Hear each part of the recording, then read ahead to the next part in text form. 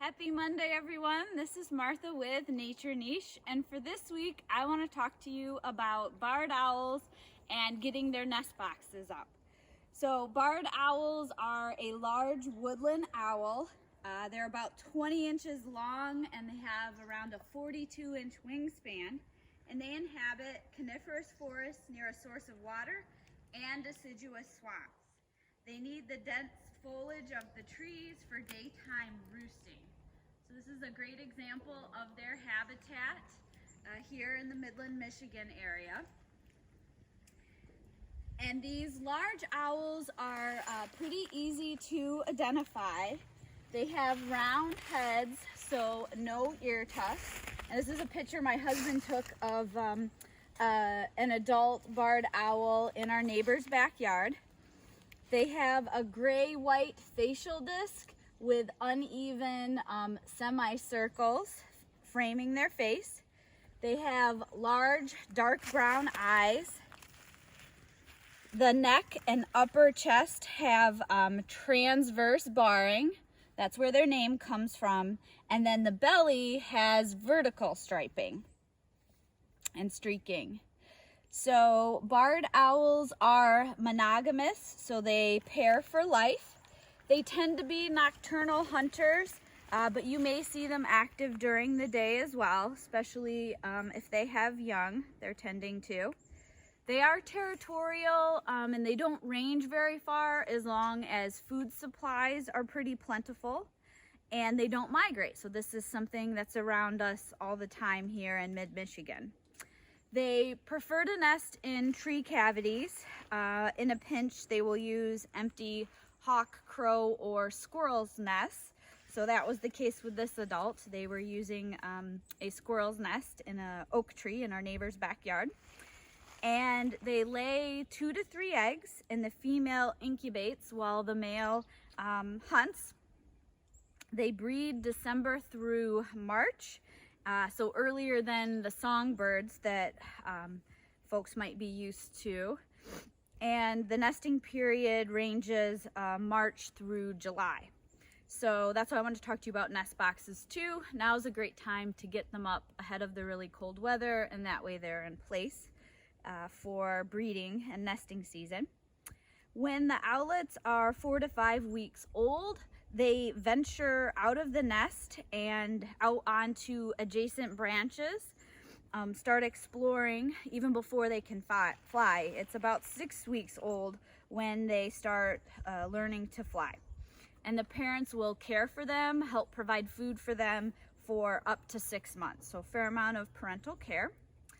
This owl is very vocal, so you've probably heard them calling in the woods. They have a 2-phrase hoot that sounds like they're saying, "Who cooks for you? Who cooks for you all?" I'll try playing that for you.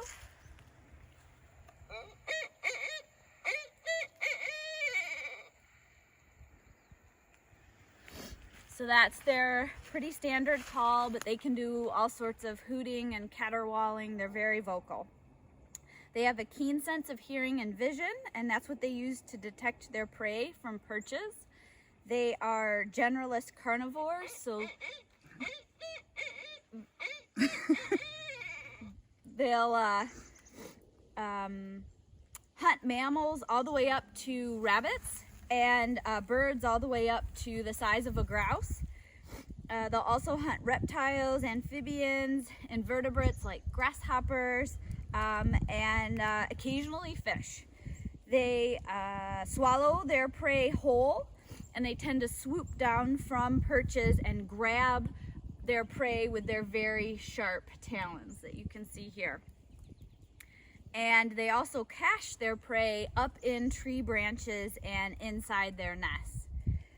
For predation, raccoons and weasels may eat their eggs and their nestlings. The adults can be preyed upon by great horned owls, northern goshawks. Sometimes they're hit by cars while swooping to capture prey, and occasionally they get caught in traps set out for mammals.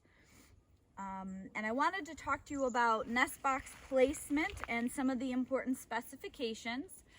to help them, since a lot of our aging trees, we don't have a lot of those, and cavities might be hard to come by, especially ones large enough for these pretty sizable birds. So nest box placement should happen in live trees or on like big posts, 12 to 15 feet high. So here's an example of one my neighbor put up. And when you're thinking about where to put them, if you're putting up multiples, you want to space them at least a half a mile apart because they are territorial. And it's great if you can get it within 200 feet of water, if possible for you. So here we're really close to an adjacent deciduous swamp. You can face them any direction, but think about branch arrangement. The adults like to swoop in from underneath and then rise up to the entrance. So you want to make sure that entrance hole is open and free of obstruction. But remember that the nestlings like to crawl out, so having adjacent branches that they can climb out on and get securely back into the nest box is helpful.